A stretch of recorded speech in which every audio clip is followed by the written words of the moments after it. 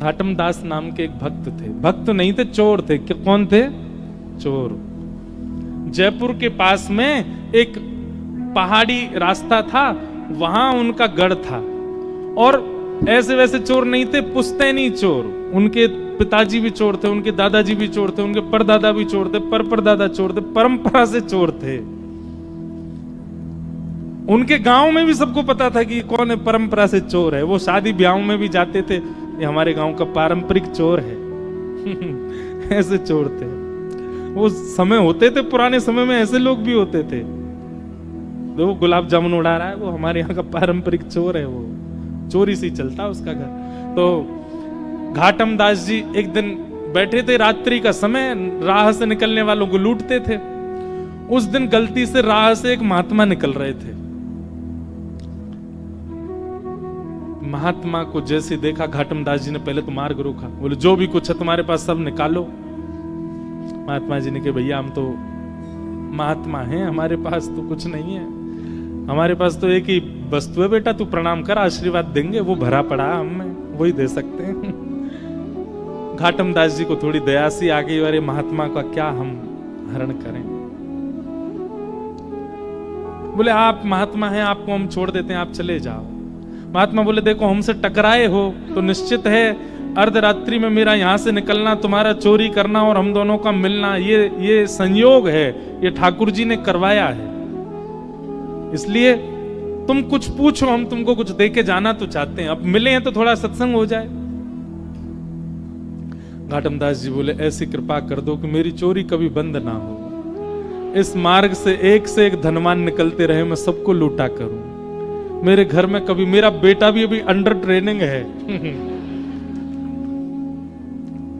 महात्मा जी बोले देखो ये तो तुम्हारी इच्छा है, पर संत जन कभी कभी अपनी तरफ से प्रसाद देते हैं, हम अपनी तरफ से दे रहे हैं। बोले क्या? पहले तो महात्मा जी ने कहा चोरी छोड़ दो। बोले ये तो हो ही नहीं सकता, ये तो हमारे रक्त में है महाराज, ये तो परंपरा से हम चोर हैं, ये कैसे छोड़ सकते हैं? आपके लिए ये काम पाप होगा, मेरे लिए तो ये धर्म है। मैं तो चोरी करने के बाद में जिसकी मैंने चोरी करी है उसको प्रणाम करके जाता हूं कि वो मेरा दानदाता है, उसने मुझको दिया, मेरा घर चलेगा उससे, ये तो मेरा परंपरागत है महाराज, मैं कैसे छोड़ सकता हूं? तो महात्मा बोले ठीक है, तो फिर तीन बात हमारी मानो। क्या? पहली बात, कभी भी झूठ नहीं बोलोगे। चोरी करो, तुम अब चोरी करो, हम तुमको छूट दे रहे हैं, पर हमारी 3 बात मानो। क्या? पहली बात, कभी झूठ नहीं बोलोगे। नहीं बोलेंगे। जो भी वस्तु लोगे, जो भी वस्तु जीवन में आएगी, घर में आएगी, पहले ठाकुर जी को निवेदित करोगे, तब अपने प्रयोग में लोगे।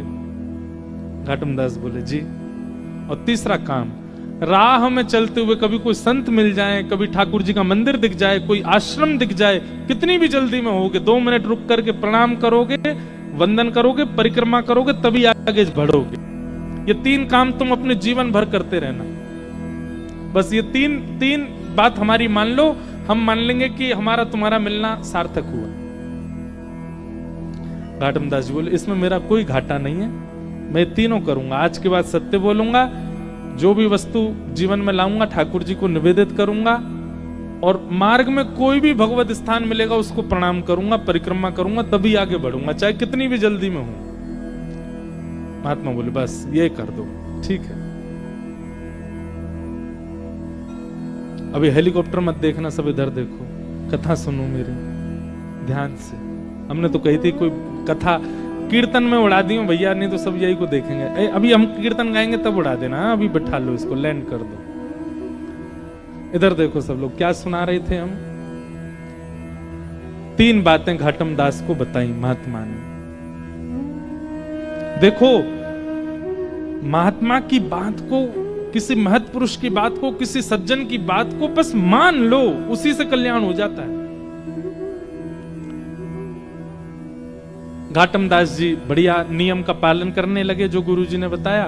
धीमे धीमे घाटम दास की खूब चोरी होने लगी। महाराज बड़े बड़े उसने लूट लिए, और वो इसमें मानता था मेरे गुरु की कृपा है। एक दिन उसने खोजे वो महात्मा कहाँ हैं, और उनका आश्रम ढूंढ लिया। अब तो घाटम दास क्या करता, साल भर की कमाई में से दशांश अपने गुरुजी के यहाँ दे आता। भंडारा करो गुरुजी, मंदिर बनवा दो, बढ़िया, आपकी कृपा से सब बढ़िया चल रहा है। लेकिन गुरु कृपा कभी तो होनी थी। एक दिन घाटम दास ने सोचा, मुझे रोज चोरी करनी पड़ती है तब भरपाई होती है, कोई ऐसी चोरी हो कि एक बार की चोरी में ही इतना कोटा आ जाए कि मेरी मृत्यु पर्यंत मुझे ना करनी पड़े, और उससे मेरा घर भी चल जाए, गुरुजी के आश्रम में भी कुछ ना कुछ दान दक्षिणा होती रहे। तो घाटम ने सोचा कि आज तक मैंने सेठ साहूकार लूटे हैं, आज अपने नगर के राजा को लूटूं। और कैसे लूटूं? बोले राजा का इतने सारे घोड़े हैं, उनमें से सबसे सुंदर एक काला घोड़ा है, एक श्वेत घोड़ा है, सफेद घोड़ा। अगर वो चुरा करके बेच दूंगा तो इतना धन मिलेगा कि मुझे कहीं नहीं जाना पड़ेगा। घाटम दास पहुंच गए चोरी करने राजा के यहां। जैसे ही प्रवेश करने लगे तो द्वारपालों ने रोक दिया। कौन हो? घाटम दास। क्या करने आए हो? वो चोरी करने आए हैं। झूठ तो बोलता नहीं है। तो उसने जैसे ही बोला चोरी करने आए हैं, तो द्वारपाल एक दूसरे का मुख देखने लगे। तो दूसरा द्वारपाल बोला उससे, ये जरूर राजा का कोई गुप्तचर है, हमने रोक दिया तो बुरा मान के बोल रहा चोरी करने आया हूं, बुरा लग गया इसको, हमारी बात बुरी हमने रोक दिया, इसको बुरा लग गया। अरे भैया बुरा नहीं मानो, जाओ जाओ भीतर जाओ। आप बुरा क्यों मान रहे हैं? जाइए भीतर, आप राजा के गुप्तचर हैं। भीतर गए।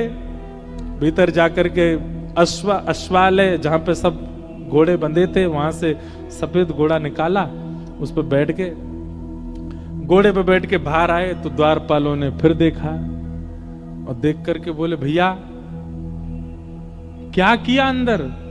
बोले घोड़ा की चोरी करी, और चोरी करके अब जा रहे हैं, इसको जाके बेच देंगे, उससे धन मिलेगा, उससे घर चलाएंगे। अरे भैया तुम बुरा नहीं मानो ना, जाओ। आप इतना बुरा क्यों मान जाते हो? आप इतना क्रोध क्यों? जाइए जाइए आप। घाटम दास मनी मन से, जय हो गुरुजी, बड़ी कृपा आपकी, सत्य बोलने का क्या फल मिल रहा हमको। घाटम दास निकल के घोड़ा लेके, सुबह सुबह 4-5 बजे का समय होगा। थोड़ी देर बाद राजा उठा। राजा उठते ही आखेट को वन में जाने का उसका मन हुआ। तुरंत वो अश्वालय में गया। वहां जाकर के उसने अपने प्रिय घोड़े को ढूंढा, नहीं मिला। सबको हल्ला किया, मेरा घोड़ा कहां गया यहां से।